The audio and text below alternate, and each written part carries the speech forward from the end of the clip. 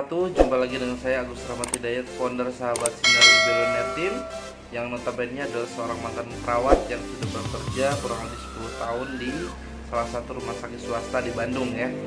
Oke, kali ini saya akan membahas tentang MLM. Oke, saya akan membahas tentang MLM. Wah, luar biasa nih. Kalau misalkan teman-teman istilahnya dengar kata MLM, pasti istilahnya bad image ya, udah negatif ya. Kemudian istilahnya ada yang mengartikan masuk langsung mati gitu ya, seperti itu. Oke, itu yang saya rasakan dulu gitu. Itu yang saya pikirkan dulu di awal. Kenapa? Karena saya pun banyak yang menawarkan MLM ke saya. Istilahnya cara penawarannya itu saya nggak suka gitu. Cara penawarannya itu saya nggak respect gitu. Karena apa? Karena kayak yang istilahnya orang nggak punya tidak profesional gitu. Intinya kurang profesional, tidak profesional, bahkan tidak profesional. Kemudian tidak ada yang namanya fiber skill. Fiber skill itu seperti lemah lembut, kemudian dia empati ke kehidupan kita. Dia istilahnya lebih ke maksa-maksa ya, kemudian foto-foto depan mobil orang gitu diakuinya gitu dan lain sebagainya gitu untuk branding dia sendiri gitu. Itu yang saya rasakan dulu di awal. Karena apa? Karena mungkin mereka menggebu-gebu seperti itu, ingin istilahnya saya bergabung dengan bisnis mereka, bergabung dan kemudian mereka mendapatkan keuntungan. Bukan berarti istilahnya mereka ingin membantu saya, ingin memberikan solusi ke saya, tapi lebih ke keuntungan mereka sendiri. Nah, itu yang saya rasain dulu ketika istilahnya ditawarkan sebuah bisnis MLM ya, yang sebelum ini gitu. Nah, sementara faktanya yang saya lakukan di sini adalah kurang lebih sudah 3 tahun. Padahal saya dulu membenci juga gitu. Karena apa? Karena katanya. Karena istilahnya orang berpikir negatif itu mungkin yang pertama dia mempunyai pengalaman pribadi yang sudah istilahnya dijalankan dengan kerja keras, dengan istilahnya maksimal, dengan segala macam. Mereka belum berhasil. Mereka belum istilahnya membuktikan keberhasilannya dengan menjalankan bisnis tersebut. Kan seperti itu. Sehingga apa? Disamaratakan semua. Yang namanya network marketing, yang namanya multi level marketing itu buruk gitu. Nah, seperti itu mungkin istilahnya yang dilakukan oleh kita ya, oleh kita, bahkan saya pribadi dulu di awal gitu. Kenapa? Karena saya juga istilahnya memiliki pengalaman yang sama gitu di dunia multi level dan istilahnya tidak berhasil karena tidak ada mentornya, tidak ada yang memberikan pemahaman gitu. Nah, kemudian itu yang pertama ya, karena pengalaman pribadi. Yang kedua, mungkin istilahnya dari ucapan-ucapan orang lain, atau istilahnya berita orang lain, atau kata orang gitu. Kata orang MLM tuh gini, kata orang MLM tuh gini gitu. Negatif intinya. Mungkin istilahnya orang tersebut yang sudah menjalankan MLM tapi istilahnya tidak berhasil. Karena yang namanya di MLM itu tidak ada yang namanya gagal. Yang ada adalah berhenti dan tidak melakukan gitu, berhenti dan tidak menjalankan. Yang ada itu seperti itu. Nah, kemudian kenapa yang membuat saya bisa berubah? Kenapa saya yang tadinya berpikir negatif, kenapa sekarang menjadi pemain multi level gitu? Istilahnya bekerja di salah satu perusahaan network marketing dan waktunya juga tidak sebentar, kurang lebih 3 tahun. 3 tahun saya sudah istilahnya berjalan di sini. Alhamdulillah yang saya pahami seperti ini teman-teman. Karena yang pada dasarnya sistem multi level itu adalah sistem pemasaran ya. Nah, yang saya pahami seperti ini. Ada yang namanya sistem pemasaran, yang pertama adalah konvensional. Nah, sistem pemasaran konvensional itu yang seperti apa sih? Yang dari produsen ya, atau istilahnya suatu pabrik nih. Mereka istilahnya menciptakan atau membuat suatu produk. Yang artinya nanti akan disebarkan ke masyarakat, menjadi konsumsi untuk masyarakat, kan seperti itu ya. Nah, kemudian pabrik tersebut bagaimana cara menjualnya, bagaimana cara memasarkannya, bagaimana cara menginformasikannya, kan seperti itu. Nah, artinya si pabrik ini istilahnya mereka membutuhkan yang namanya distributor besar. Kenapa? Karena mereka membutuhkan istilahnya pembelian yang besar juga gitu, untuk istilahnya memasarkan lebih gila-gilaan lagi gitu. Nah, sini ada distributor besar. Harga produk yang mereka tawarkan adalah misalkan sebuah rokok ya, 10.000. Nah, harga yang ditawarkan adalah 10.000. Ini 10.000 udah include dengan keuntungan dari pabrik itu sendiri, bayar karyawan dan lain sebagainya. Mungkin isinya bahan-bahannya hanya Rp5.000. Lalu kemudian distributor besar ini kerjasama dengan pabrik tersebut atau supplier tersebut dengan harga 10.000. Mereka belanja dengan harga 10.000 per itemnya atau istilahnya per satu produknya. Lalu kemudian distributor, apa yang dilakukan oleh distributor besar? Mereka tidak bisa menghandle misalkan satu wilayah Indonesia, mereka istilahnya hanya mereka sendiri yang menyebarkan, tidak bisa. Mereka yang membutuhkan namanya distributor kecil. Kira-kira kalau misalkan distributor besar belanja 10.000 ke suppliernya, mereka menjual dengan harga berapa untuk mendapatkan keuntungan? Anggap saja mereka menjual dengan harga 12.000, sehingga ada keuntungan 2.000 untuk distributor besar tersebut sebagai biaya operasional dan lain sebagainya.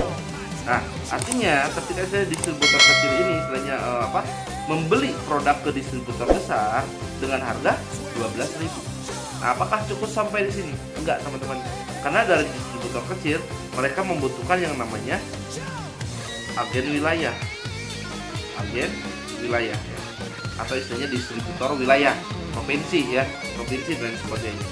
Nah, yang ditawarkan distributor kecil apakah 12.000? Enggak, teman-teman. Karena apa? Karena mereka juga ingin punya keuntungan. Keuntungan untuk apa? Untuk bayar karyawan, untuk biaya operasional dan lain sebagainya. Sehingga mereka menjual dengan harga 14.000. Nah, menjual dengan harga 14.000 ke agen wilayah ataupun agen provinsi. Dari provinsi, apakah cukup sampai di situ? Enggak juga. Dari wilayah atau dari provinsi mereka membutuhkan yang namanya agen daerah atau istilahnya apa ya? Kalau di kita tuh seperti mall lah gitu ya. Seperti mall gitu. Mall ataupun warung ya. Mall ataupun warung karena untuk memasarkan ke masyarakat. Dari agen wilayah ini apakah menjual dengan harga 14.000 seperti yang mereka beli? Enggak. Mereka menjual dengan harga 16.000. Yang intinya harus ada keuntungan. Itu harus ada keuntungan. Akhirnya dari mall sampailah ke warung-warung kecil. Sampai ke warung-warung kecil. Dari warung kecil isinya mereka belanja ke sini nggak mungkin isinya hanya 16.000. Mereka belanja pasti di 18.000 karena mall ini ingin mempunyai keuntungan juga kan seperti itu. Atau grosir ini ingin mempunyai keuntungan juga. Nah, dari warung barulah sampai ke kita, konsumen. Kita yang beli ke warung apakah belinya dengan 18.000? Enggak, teman-teman. Kita isinya misalkan belanja sampai 20.000 bahkan sampai 22.000 bahkan sampai 30.000 gitu. Seperti itu. Karena apa? Karena warung juga punya keuntungan, pengen punya keuntungan. Mereka butuh ongkos untuk ke pasar. Mereka isinya butuh keuntungan untuk waktu gitu. Mereka ingin istilahnya mempunyai keuntungan. Yang namanya berdagang pasti mempunyai keuntungan, ingin mempunyai keuntungan seperti itu. Nah, artinya biaya distribusi ini lumayan besar, teman-teman. Lumayan besar. Anggaplah kurang lebih 20%. 20% dari keuntungan perusahaan. Nah, kemudian yang luar biasanya apa? Ini belum berakhir di sini. Mereka membutuhkan yang namanya iklan. Mereka membutuhkan yang namanya iklan. Dari iklan tersebut, mereka istilahnya harus promosi di media sosial, ya, media elektronik, gitu. Ya. Media-media lainnya seperti koran, berita-berita gitu dan seperti radio gitu ya. Ini kalau misalkan kita lihat di media elektronik aja, kita lihat misalkan di televisi ya ada iklan sabun, iklan Supermi dan lain sebagainya. Itu yang ditawar yang dijadikan ikonnya adalah seorang artis atau istilahnya seorang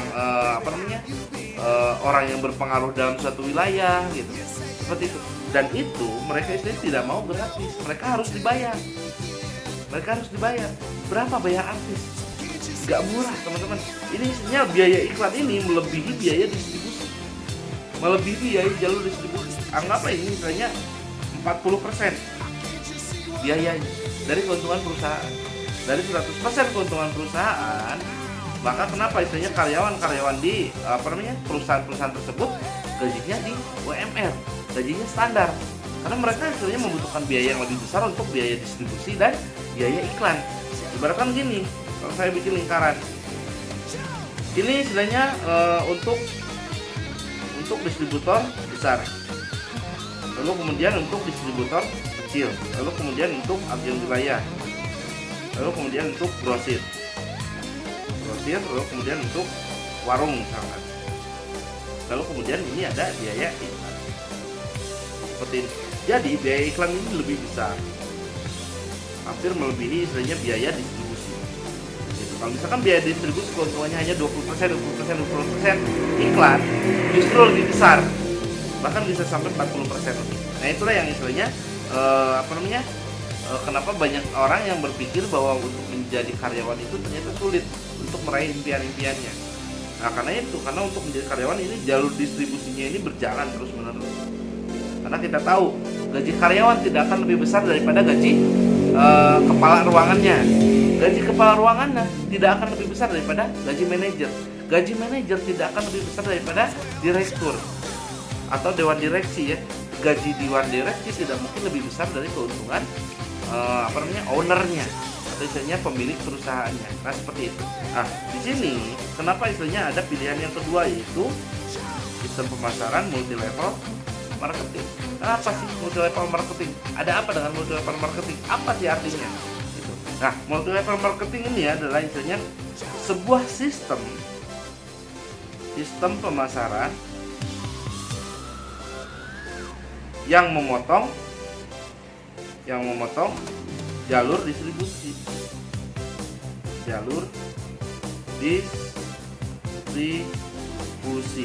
sehingga yang ini tuh udah nggak ada dalam dunia network marketing, sama sekali sudah dihapus. Berarti keuntungan perusahaan lebih besar ya, Nah seperti ini MLM, sebuah pabrik mengkonsumsi produk ya, sama konsumsi produk. Mereka membutuhkan, ini pabrik, mereka membutuhkan yang namanya agen tunggal. Agen tunggal, yaitu kalau misalkan saya sendiri itu disebut PT Base ya. Nah kemudian isinya dari pabrik tersebut harga produknya 10.000 ya, sehingga isinya PT Base memberi produk tersebut dengan harga yang sama 10.000 gitu ya. Kemudian dari PT Base sendiri istilahnya tidak lagi membutuhkan yang namanya jalur-jalur tadi, tapi PT Base sebagai agen tunggal mereka mengusung multi level marketing. Artinya ketika PT Base mempunyai produk tersebut, PT Base hanya menjual secara langsung ke konsumen, atau istilahnya yang disebut dengan member ya, atau mitra ya, atau istilahnya agen gitu. Agen. Sehingga apa? Sehingga harga dari istilahnya penjualan PT Base ke member, ke mitra, ke agen itu istilahnya tetap sama 10.000. Karena apa? Karena ketika istilahnya member belanja ke PT Base, mitra belanja ke PT Base, agen belanja ke PT Base, itu artinya tidak ada yang namanya pemotongan atau penambahan biaya produksi atau harga produksi. Dari keuntungan PT Base tersebut, dari dari member ya, atau dari mitra atau dari agen, ini keuntungannya kalau misalkan dilihat dari sini adalah kurang lebih 60% ya, misalkan, atau 90% nih keuntungannya. 90% untuk keuntungan pribadi atau untuk keuntungan bersihnya, karena yang 7% itu untuk biaya operasional perusahaan, yang 3%-nya untuk ownernya. Nah 90% ini adalah tadi yang saya sebutkan, jalur distribusi atau biaya jalur distribusi ini yang istilahnya menjadi keuntungan untuk para agennya atau mitranya. Makanya wajar kalau misalkan kenapa orang MLM penghasilannya besar-besar. Karena pada dasarnya gini, untuk menjalankan MLM itu istilahnya perlu pemahaman yang tadi saya sebutkan. Kenapa sih harus MLM? Karena MLM itu istilahnya tidak menambah biaya jual, atau istilahnya tidak menambah biaya beli. Ketika istilahnya dari perusahaan harga 10.000 ke member pun sama ke kalau misalkan menjual ini istilahnya harga akan dinaikkan. Kalau misalkan mau jadi konvensional, gitu. Misalkan harga 10.000 untuk menjadi keuntungan member sendiri akan dinaikkan menjadi 12.000. Cukup udah sampai di situ. lumayan ya biayanya. Kalau misalkan diilustrasikan tadi itu biayanya berarti kurang lebih hilang 8.000, masih lebih murah, Nah, kenapa istilahnya kita sebagai mitra menjual keluar istilahnya harganya lebih mahal? Karena kita pun sama ingin mendapat keuntungan. Nah, dari sini ada yang namanya mitra, ada yang namanya agen, ada yang namanya member. Ya udah, kita istilahnya nge-member aja agar mendapatkan harga yang sama, harga yang khusus. Makanya kenapa wajar ketika istilahnya pemain MLM atau istilahnya pengusaha MLM, dia istilahnya sering jalan-jalan luar negeri,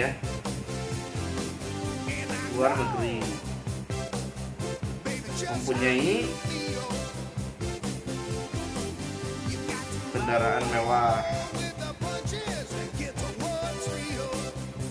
mempunyai rumah yang layak, dan pada dasarnya mereka memiliki penghasilan yang besar.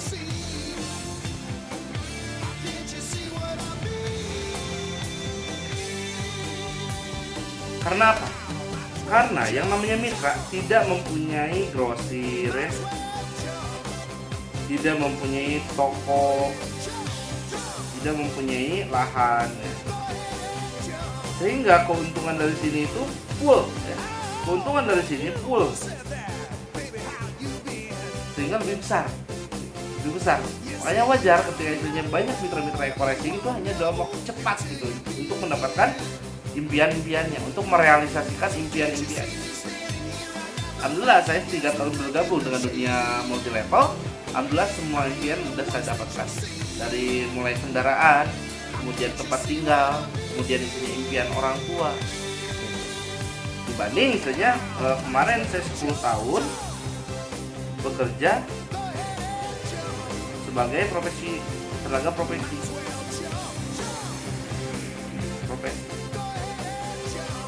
Kenapa? Karena di sini penghasilan kita tidak tentu. Di dunia multi level penghasilan kita tidak tentu. Kadang besar, kadang kecil ya. Seperti top leader kita, Kang Dani Abdul Ghani, kadang 80 juta, kadang 100 juta, kadang 125 juta. Tapi ketika saya teman-teman di luar sana, mungkin saya gajinya utuh, tetap. Tapi dengan gaji tetap tersebut tidak bisa mewujudkan impian, kecuali dengan yang namanya utang piutang. Nah, PTBS menawarkan bahwa istilahnya ketika teman-teman istilahnya bermitra dengan PTBS, maka istilahnya visi misi PTBS adalah membantu seluruh mitra agar terbebas dari utang dan riba. Makanya wajar, rewardnya motor gratis, mobil gratis, Pajero gratis, rumah gratis. Itu semua udah mencakup kebutuhan kita, di samping penghasilan yang luar biasa, penghasilan yang fantastis. Jadi itu istilahnya yang teman-teman harus memahami kenapa MLM itu istilahnya dibenci. Kenapa MLM itu banyak orang yang negatif? Karena pada dasarnya belum paham seperti apa dunia multi level marketing. Jadi artinya saya kembali lagi ke cerita tadi bahwa MLM itu adalah sistem pemasaran yang memutus jalur distribusi. Jadi teman-teman tidak perlu membenci, tidak perlu istilahnya tidak menyukai, tidak perlu istilahnya teman-teman nyinyir dan lain sebagainya, menghina. Karena mereka yang berjuang satu langkah lebih maju daripada teman-teman. Gitu. Kenapa? Karena yang namanya multi level marketing ini hanyalah sistem pemasaran. Nah, ini yang kedua ya. Kemudian yang ketiganya apa? Ada yang namanya money game.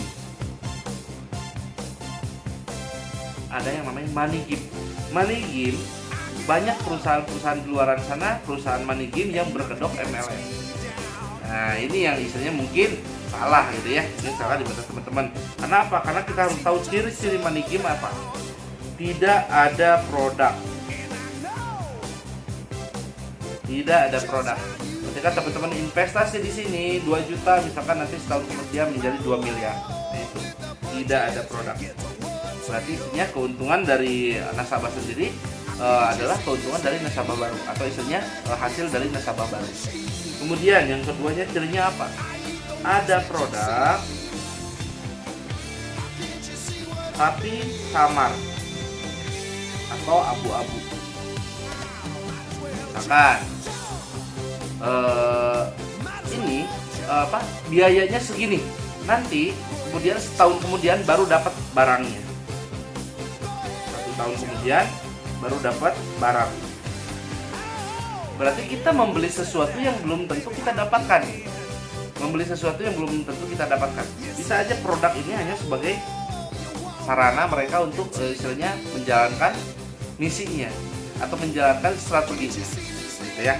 Banyak di sini teman-teman udah lebih paham. Kita investasi dijanjikan suatu produk tapi produknya nanti ada ya seperti itu.